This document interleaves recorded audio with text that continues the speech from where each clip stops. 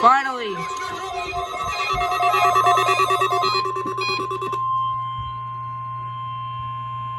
Oh, that's loud. Weather radio all-hazards warning device to station KIH-28 in Philadelphia, Pennsylvania. During potentially dangerous weather situations, specially built receivers are automatically activated to warn of the impending hazard.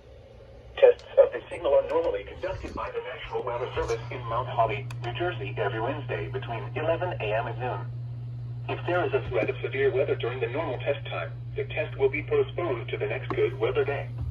Reception of this broadcast, and especially the warning alarm tone, will vary at any given location. Ow.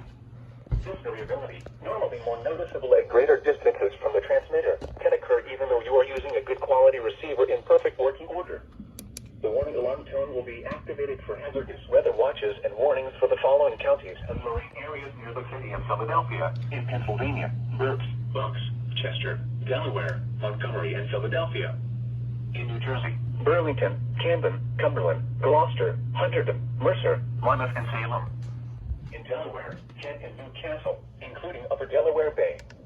And in Maryland, Cecil, including Chesapeake Bay north of Pools Island.